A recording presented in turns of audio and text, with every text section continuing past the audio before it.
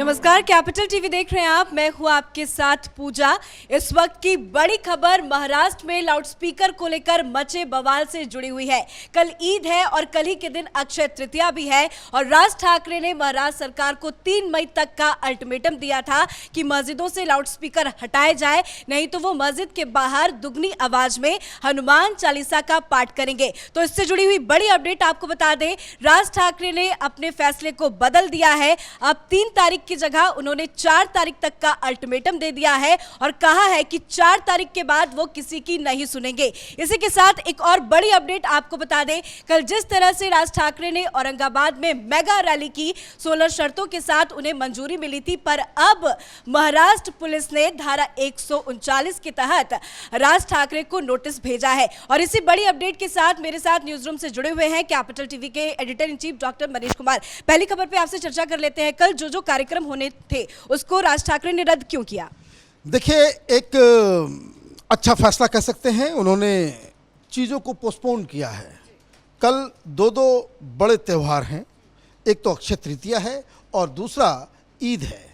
और जो इन्होंने घोषणा की थी कि अगर 3 तारीख तक लाउडस्पीकर नहीं हटाए गए तो हर मस्जिद के सामने वो लाउडस्पीकर डबल वॉल्यूम में बजा करके वो हनुमान चालीसा का पाठ करवाएंगे। अब यहाँ पे 2 बातें समझने की है।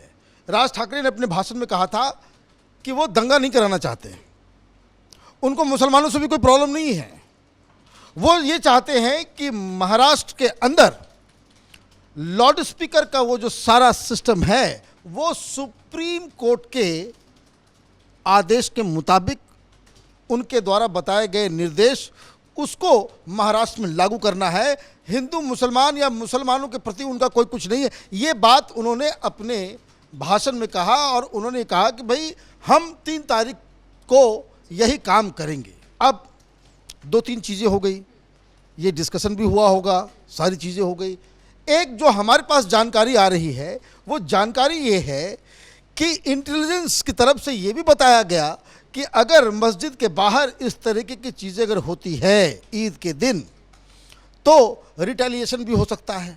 ऑब्वियस सी बात है, जिस तरीके से पीएफआई लाउड स्पीकर को लेकर के रामनवमी के दौरान या हनुमान जयंती के दौरान, शोभा यात्रा के दौरान जिस हिसाब से पीएफआई ने पूरी तैयारी, पूरी षड्यंत्र रच रखी थी, जिसकी वजह से कई सारे सूफी जो संगठन हैं वो अब विरोध कर रहे हैं पीएफआई का, तो ऑब्वियस सी बात थी कि वहाँ पे अगर लाउड स्पीकर बजता तो हिंसा भड़क सकती थी। और ये राज ठाकरे के खिलाफ ये मसला चला गया होता, ये मौका मिल गया होता उद्धव ठाकरे को कि आप राज ठाकरे के खिलाफ कार्रवाई शुरू कर दें, उनको गिरफ्तार कर लें, मनसे के कार्यकर्ताओं को आप प्रताड़ित करना शुरू कर दें। तो ये एक फैसला मुझे लगता है कि महाराष्ट्र के लिए, देश के लिए, कि ताकि देखिए मसला बहुत ही सिंपल है कि सुप्रीम कोर्ट का कानून लागू होगा या नहीं होगा, बस इतनी सी बात है। लेकिन अगर उसके चक्कर में अगर हिंसा भड़क जाती है, दंगे हो जाते हैं, तो राज ठाकरे एक एग्रेसिव लीडर हैं और इसलिए उन्होंने कहा कि ईद के दिन ये काम नहीं करते हैं। ऐसा लगेगा कि भाई आपने मुसलमानों को जो है उनको सेलिब्रेट नहीं करने दिया, आप उनके त्यौहार में, उनके पूजा पाठ में आप विघ्न डाल रहे हैं, वो सेलिब्रेट नहीं कर पाएंगे। 1 महीने से ये लोगों को इंतज़ार होता है ईद का, तो ये मुझे लगता है कि फैसला अच्छा है। लेकिन ये फैसला ये बैकआउट करने वाला नहीं है। He is not banking out. इन्होंने कहा कि हम 3 को नहीं करेंगे क्योंकि उस दिन ईद है, मुसलमानों की भावनाओं को हम उसको संज्ञान में लेते हुए उनको ये तकलीफ़ ना पहुँचे कि भाई जानबूझ कर के इस तरह से किया जा रहा है, क्योंकि मामला इस देश में उसको इमोशनल कर दिया जाएगा, फिर से वो कोई शाहीन बाग और कहीं कहीं कुछ हो जाएगा। तो ये जो रद्द किया गया है, इट्स अ गुड मूव। और इससे उद्धव ठाकरे बहुत ही विचलित इसलिए भी होंगे कि भाई इनके पास मौका था कि भाई इस तरह की चीज़ें हो जाती, ओवैसी की पार्टी हो, पीएफआई हो, उस तरह के कट्टरपंथी, वो वहाँ पे मारपीट शुरू हो जाए, दंगा हो जाए। तो ये बचाव के लिए, बचने के लिए मुझे लगता है कि this is a good decision. लेकिन उन्होंने साथ साथ ये कहा है कि 3 को तो हम छोड़ रहे हैं, 4 के बाद नहीं सुनेंगे। मतलब he has just pulled back just because वो मुस्लिम समुदाय के इथोस को, उनके सेंटिमेंट्स को वो कद्र कर रहे हैं, इसलिए फैसला लिया गया। और मुझे लगता है कि राज ठाकरे जो है वो बिल्कुल, वो कुल मिलाकर शुरू से यही कह रहे थे कि धर्म का मुद्दा ये नहीं है, सामाजिक मुद्दा है, इस वजह से उन्होंने फैसला लिया। अब 4 को करेंगे। बड़ी अपडेट एक और सामने आ रही है कि कल जिस तरह से उन्होंने औरंगाबाद में महारैली की, 16 शर्तों के साथ उन्हें मंजूरी तो मिली थी, पर पुलिस ने उनके पूरे भाषण को सुना है और 139 धारा लगा के एक नोटिस भी भेजा है।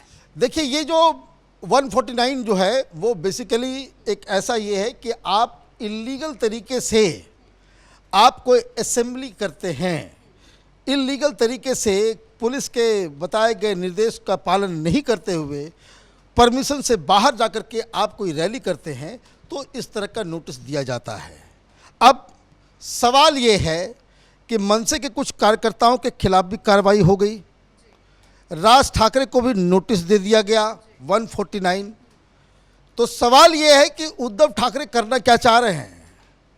कैपिटल टीवी के जो दर्शक हैं उनको ये बात समझ में आएगी। कल ही हम लोगों ने कई सारे ये जो हम लोगों ने आज सवेरे एक वीडियो डाला, सबसे बड़ा सवाल, उसमें हमने इस बात को अंकित किया था कि ये उद्धव ठाकरे की तरफ से, उनकी सरकार की तरफ से एक बहुत बड़ा ब्लंडर हो जाएगा। ब्लंडर ये हो जाएगा कि अगर इस रैली के लिए राज ठाकरे के ऊपर कोई कार्रवाई होती है तो ये नवनीत राणा की केस की तरह नहीं होगा कि ये लटकेगा, कोर्ट में रहेगा।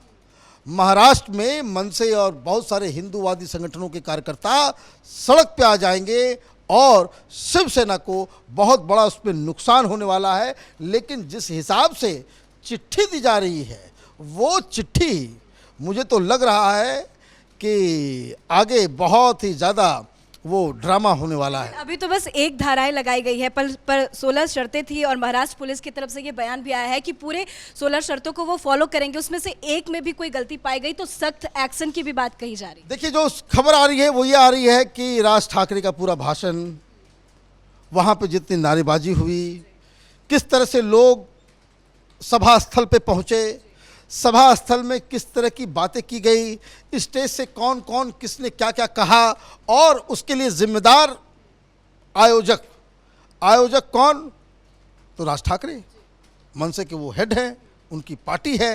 तो वो एक तरह से घेरने के लिए वहाँ की पुलिस ने, औरंगाबाद की पुलिस ने सारे वीडियो रिकॉर्डिंग्स पहले से ही कर रखे थे। अब ये बताया जा रहा है कि उसको एनालाइज किया जाएगा।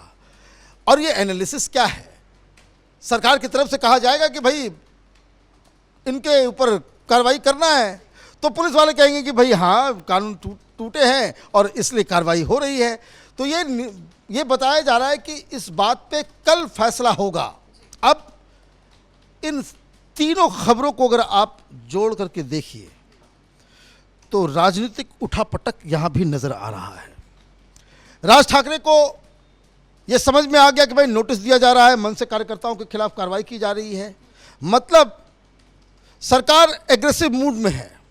जिस तरह से नवनीत राणा को जेल में डाल दिया गया, कितने दिनों से वो जेल के अंदर है, उसी तरीके से अगर राज ठाकरे को भी जेल के अंदर डाल दिया गया तो राज ठाकरे की हौसले जो है वो पस्त हो जाएंगे। ये थॉट प्रोसेस सरकार की तरफ से है। अब राज ठाकरे पीछे हटने वाले नहीं हैं। राज ठाकरे ने इसमें एक गेम ये खेल गए ये कि हम ऐसा कोई मौका नहीं देंगे कि जो पब्लिक डिबेट के दौरान मनसे के कार्यकर्ता और हिंदूवादी संगठनों को वो जवाब ना दे पाएं। क्योंकि पहला ही सवाल ये होगा, भाई ईद के दिन ही आपने क्यों चुना? ईद आप मुसलमानों को आप तंग करना चाह रहे थे, उनकी भावनाओं को आपका कोई कद्र नहीं है, तो इसलिए ये फैसला लिया गया। मतलब साफ है कि राज ठाकरे को भी अब समझ में आ गया है कि उद्धव ठाकरे सरकार उनके खिलाफ, उनकी पार्टी के खिलाफ, उनके कार्यकर्ताओं के खिलाफ एक्शन लेगी। सरकार को भी समझ में आ गया है कि ये पीछे नहीं हटने वाला है। और उधर अजीत पवार ने एक अलग बम फोड़ दिया कि भाई इस हनुमान चालीसा और अजान के चक्कर में कहीं एनसीपी के लेने देने न पड़ जाए, क्योंकि वो ये बता रहे हैं कि भाई कर्नाटक के साथ बॉर्डर डिस्प्यूट है, मतलब कोई कर्नाटक अलग देश हो गया, महाराष्ट्र अलग देश हो गया, कुछ गाँव को लेकर के, तो तरह तरह की चीज़ें हो रही हैं। कहने का मतलब ये है कि महाराष्ट्र की राजनीति, अघाड़ी सरकार का खेल अब ये अपने क्लाइमेक्स पे पहुंच रहा है। ये क्लाइमेक्स जो है, ये फिल्म खत्म होने वाली है बहुत जल्दी, क्योंकि ये मसला 3-4 चीज़ों में ऐसा उलझा हुआ है कि ये फिल्म का बेस्ट पार्ट लगता है अयोध्या में नजर आएगा, क्योंकि पूरे महाराष्ट्र में लोगों को यह आह्वान किया जा रहा है कि 5 तारीख को अयोध्या चलो। देखिए, ये मुझे लग रहा है कि आपने बहुत ही अच्छा पॉइंट उठाया कि ये जो नोटिसेस वगैरह दिए जा रहे हैं, उद्धव ठाकरे और शिवसेना ये नहीं चाहेगी कि एक फ्रेम में अयोध्या में राज ठाकरे और योगी आदित्यनाथ नजर आए। आप देखिए तस्वीरों का क्या महत्व होता है। 1 साल पहले ऐसे ही बवाल मच रहा था कि योगी और मोदी के बीच बड़ा टसल चल रहा है, कोल्ड वॉर चल रहा है, योगी जी को हटाया जाएगा। एक तस्वीर आई, कंधे पे हाथ रख करके सारा डिबेट खत्म हो गया। तो ये जो महाराष्ट्र के अंदर डिबेट चल रहा है कि कौन असली हिंदुत्ववादी है, कौन नकली हिंदुत्ववादी है, वो एक तस्वीर योगी आदित्यनाथ के साथ राज ठाकरे की आएगी और ये डिबेट खत्म हो जाएगा। और मुझे लगता है कि इसी चीज़ को रोकने के लिए नोटिसेस भेजे जा रहे हैं, कहीं दंगा ना भड़क जाए। राज ठाकरे इसलिए वो पुल बैक कर रहे हैं कि 4 तारीख को वो वहाँ से निकल जाएंगे। 4 तारीख के इवनिंग में इस तरह का कार्यक्रम होगा, जब 5 बजे का नमाज जो है वो पढ़ा जाएगा, तो वो वापस यूपी के अंदर होंगे, वो अयोध्या में होंगे और इधर शंखनाद हो रहा होगा महाराष्ट्र में। एक अजीबोगरीब स्थिति जो है देखने को मिलेगी। अपडेट भी हम अपने दर्शकों को बताएंगे। फिलहाल के लिए बहुत बहुत शुक्रिया। तो बड़ी खबर, महाराष्ट्र में जिस तरह से लाउडस्पीकर का विवाद बढ़ता जा रहा है, सभी को इंतजार था कि आखिर 3 तारीख को क्या होगा। कल 3 तारीख है, कल ईद भी है, कल अक्षय तृतीया भी है, लेकिन राज ठाकरे ने एक बड़ा फैसला लिया है और इस फैसले को एक अच्छा फैसला भी माना जा सकता है, क्योंकि बार बार राज ठाकरे ये कहते हैं कि ये कोई धर्म का मुद्दा नहीं है, ये सामाजिक मुद्दा है और कल ईद है। वो कुछ भी इस तरह का दंगा फसाद नहीं चाहते। इस वजह से उन्होंने अपने अलग अलग हनुमान चालीसा के आयोजन को 3 तारीख को बदलकर 4 तारीख को कर दिया है। लेकिन वो एक बार फिर से उन्होंने ये ऐलान किया कि 4 तारीख के बाद वो किसी की नहीं सुनेंगे। इस बड़ी अपडेट में मेरे साथ फिलहाल इतना ही। कैमरा पर्सन अशोक के साथ मैं पूजा, कैपिटल टीवी।